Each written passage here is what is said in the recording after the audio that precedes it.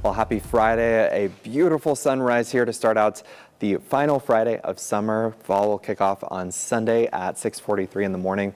And if you're headed out right now in Helena, it's 50 degrees. We're seeing calm wind. That will shift into the afternoon. The wind's going to ramp up as a cold front drops in. High temps today in Great Falls will be about 70 degrees, which is actually our average high for this time of year.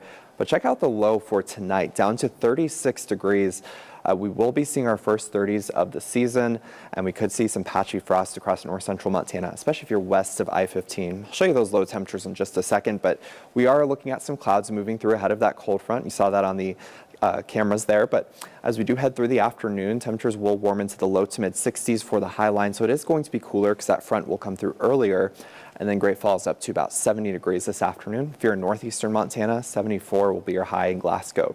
We will see a few showers with this cold front, and those will linger into tonight. But here's those low temperatures. We're down to about 34 in Cut Bank. So again, it's areas west of I-15 that have the best chance of some frost, but even places like Chester and Great Falls, we will see some patchy frost as well. So make sure to cover any of those sensitive plants you do have. But as we move east, temperatures do warm into the low to mid 40s for tonight. And as we move through today, we are going to see that wind really picking up into the afternoon. We'll look at some gusts over 40 miles per hour as temperatures climb to about 70 degrees. We'll see more sunshine down in Helena, but it's still going to be a bit breezy, but a pretty nice Friday for us all around central Montana. But here's that cold front. It'll approach Great Falls over the next couple of hours and then move on off to the south and east through the rest of the afternoon. We'll see some pop-up showers and storms on the high line, and some of those could try to get down towards Great Falls. We'll definitely see an increase in cloud cover for the later evening hours tonight, and then we should start to see gradual clearing for the overnight, likely after midnight. But some strong wind gusts are possible across the plains. We'll likely see some gusts from 30 to 40 miles per hour. And that will begin to wind down after midnight tonight, and we'll just see calmer winds heading into Saturday, but much cooler temperatures with highs in the lower 60s across the area.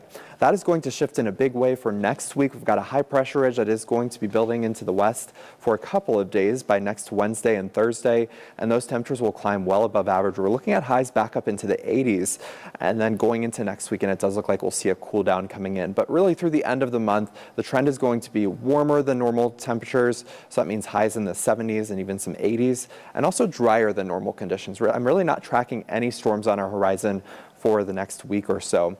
But looking at our temperatures for today, highs up into the 70s for the Helena area, 64 for White Sulphur Springs, and then up into central Montana, it's just going to be a blustery afternoon with a high temp of about 67 for Lewistown and Stanford.